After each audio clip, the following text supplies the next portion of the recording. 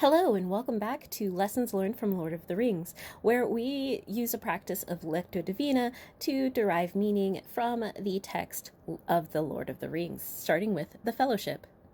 Last time I read through the foreword and used the focus of the word myth to understand what was in the text, concluding with Tolkien's dislike of allegory and how he views allegory as a domination of the author versus the freedom of the reader, and how myths and stories make up my life and who I am to be able to be an applicable versus allegorical. Today I've finished getting all of that I can out of the prologue of The Lord of the Rings, and we are still continuing on with our theme of myth. This time it's going to be focused in on myth versus history. The prologue starts out with concerning hobbits, which gives you an account of hobbits, where they came from or where they're thought to come from, and their dealings in the greater world. As hobbits are shy folk, they tend to not interact much with men, dwarves, and elves, preferring to keep to their peace and their well-ordered business of living. They even forgot or ignored what little they knew of the guardians and the harbors of those that made possible the long peace of the Shire. Hobbits delight in such things as genealogical charts. They like to have books filled with things that they already know and set out fair and square within no contradictions.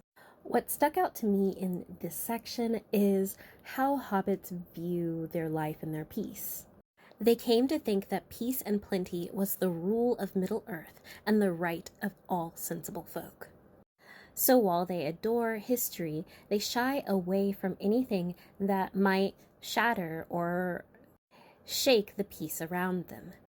This leads to a great mistrust of water and the sea at large, and they often ignore the signs that were written about in their past to see what trouble may have come because they choose to keep their peace, and even scorn anything that varies away from that, preferring only to tell the truths that they have built within themselves, and ultimately believing in a greater good for the world, ones that are not ruled by ambition that could hurt other people around them. While those ideas are interesting and good, it can also lead to a lot of ignorance and unwillingness to change, or at least accept anything that is different. And it gives insight into hobbits' nature, not only as they are creatures of peace and plenty, it also shows that they have strong determination to guard what they believe in. It kind of is a good idea to see that it is as a strength rather than a weakness, but one that needs to be humbled. Another thing that caught my interest, and this relates to the strength of the Hobbit, is how they view the things that they've passed down between each other and the gifts that they give to each other. These are things that they refer to as mathams. The Matham House is called for anything that hobbits had no immediate use for but were unwilling to throw away. These are called mathams. Their mathams typically are trophies that they enjoy and want to keep, such as weapons, but they don't have any use for them at this moment. So they don't allow those things to rust away, but they also don't value them in their day-to-day life, and even gift them and trade them between houses on birthdays.